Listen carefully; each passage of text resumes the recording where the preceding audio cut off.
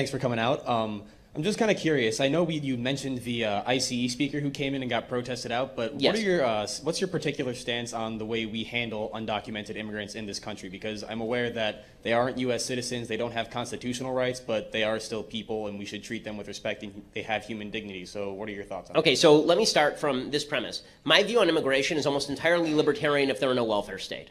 So my view on immigration is that free flow of labor is a good thing, but there are two mitigating factors. Mitigating factor number one is you can't come here to take advantage of the welfare systems, and mitigating factor number two is you have to accept the culture of the United States, which is to say the rights that are expressed in the Constitution and the Declaration of Independence, which means a small government not guaranteeing bigger services through redistribution of income.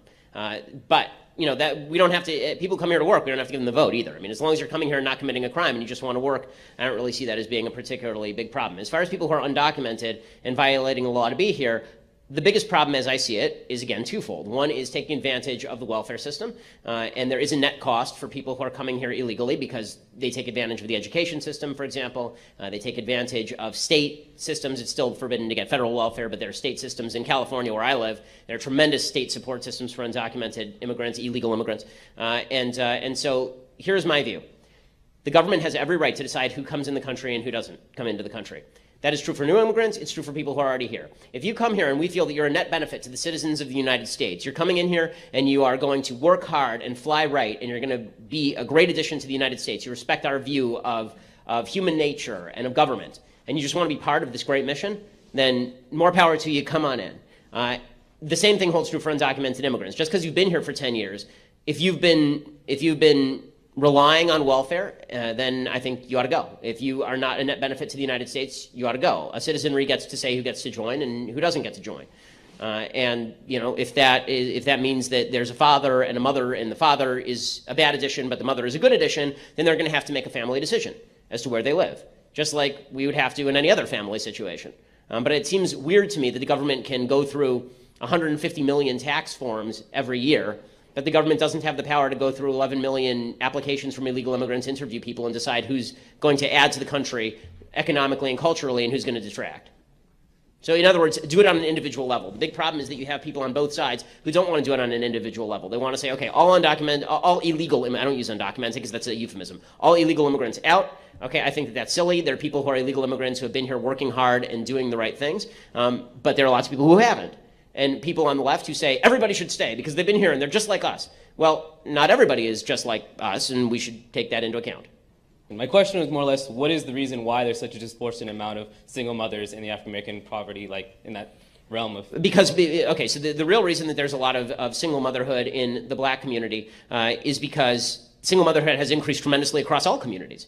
So it used to be that in 1960, 5% of white women were single mothers. Today it's 40% of white women. So all across, it's increased. Single motherhood in the black community has been a bigger problem than in the white community because, yes, of pathologies of slavery. That goes all the way back to, you know, back in slave times, the rate of single motherhood was really high because of forcible separation of families, and that carried over into Jim Crow as well, although it was beginning to decline actually in the 1950s, in the 1940s and the 1950s. With the explosion of welfare, which was directly targeted at low-income communities, which happened to be disproportionately minority, now there was an actual economic incentive to continue in pathologies of single motherhood. That if you were thinking about getting married before you had the baby, now maybe you didn't think quite as hard about it because after all the government was there to pick you up. And so the single motherhood rate continues to rise at a very high rate, but it's rising similarly at a high rate in the white community too. So I don't want to pretend it's solely a black problem, single motherhood. It isn't. There's a very high single motherhood rate in the black community, high rate in the white community, high rate in the Hispanic community.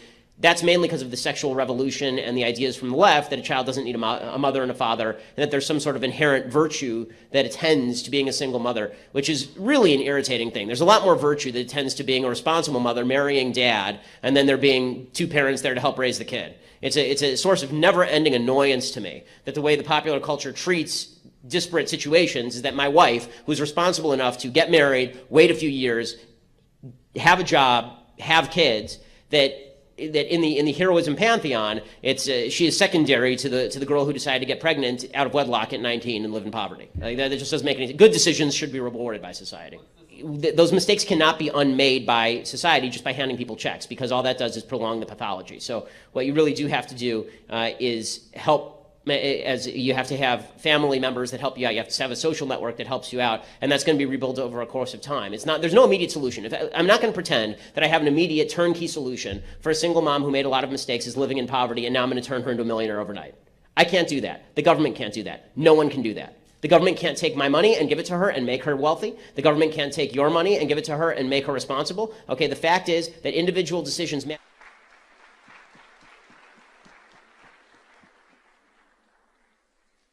Okay, hey Ben, my name's Andrew, and since DACA's been making a huge headlines throughout the whole nation, what do you think should we do now? Should have been repelled? Should they have made it something else better, or should we continue having DACA?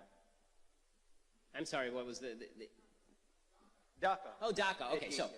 Okay, so first of all, my position on immigration is I'm actually very libertarian on immigration, except for two factors. One is government payments that go to illegal immigrants, and the second is the cultural assimilation issue for people who come across the border illegally and aren't willing to assimilate into traditional American culture. Right, so these are two serious concerns. I'm not as concerned with the economics of illegal immigration in the sense that people who say we have to restrict our labor force in order to maintain a certain wage base, I don't think that's correct, because this is why you see companies that actually offshore and outsource, because they're looking for cheaper labor. It's always bewildering to me when conservatives say, well, we have to maintain a wage base by restricting the labor supply. Then why aren't you for raising the minimum wage?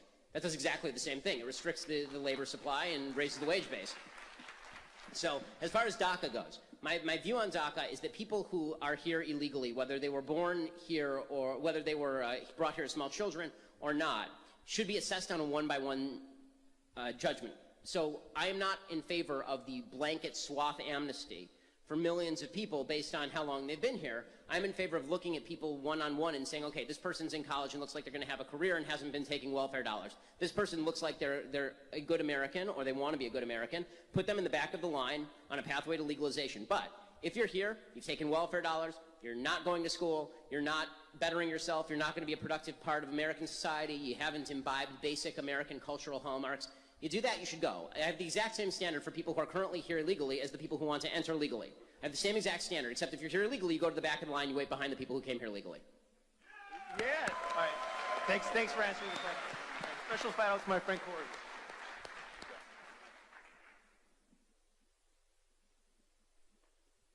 Hi, Ben. Howdy. Howdy. My question, it's a little bit hard to articulate for me, so please just bear for like a minute. I wanted to ask you about the recent politically polarizing tendencies of the media and a way out. So I identify two problems in particular. It seems the American news media has evolved to I guess, promote sensationalism and intolerance toward other political views. I feel that this leads to a dangerous tendency for people to just choose their own media outlets in order to confirm their own biases. I hope you agree that this occurs with respect to all political affiliations. A little bit closer, maybe. Thanks. The other problem deals with fake news. Obviously, a term that's become like super nebulous. It's thrown around a great deal. But specifically with fake news, there are a lot of news websites of dubious quality, and we hear stories of how other countries or companies have used Facebook advertisements, for example, to promote to promote certain websites and sway easily impressionable opinions. So it's clear that Americans need, I guess everybody needs a basic basic access of reliable information. We need to have a reliable news media that informs the public. But it seems by default, Americans will seek out information that they find palatable. But this leads to me to believe that it should be the burden of the news media to be reliable and not, I guess, vitriolic. So like in the past, we've had something I think was called the Fairness Doctrine that was repealed like a few decades ago that required required outlets to present certain views. But obviously government regulation towards media and information, that's a slippery slope. What's the way out? What do you think the way out is? I think the way out is a more informed population, unfortunately, right? I think that the idea that the government should never be regulating speech or access to it. Once the government does that, then you're wandering into very dicey, quasi-fascistic territory. When it comes to consumers of media, look, the media are just going to provide you what you want to read. Okay, the media are going to provide you what you want to click on. And yes, I would say this, I think most of the people in the media, yes, even including the left-leaning media, do want to tell the truth. I think a lot of them don't recognize their own biases. You know, look, I'm conservative. That means the way that I cover the news is going to be from a conservative angle. I try to separate myself enough to say, okay, here's the facts and then here's my opinion. But everything that I say is coming from that point of view. I think one of the big problems in media is people don't do that, right? Like George Stephanopoulos tries to pretend he's an objective news source. Right? That doesn't mean everything he says is false, but it does mean that everything he says is coming from the former campaign spokesperson for Bill Clinton. And that should have an impact.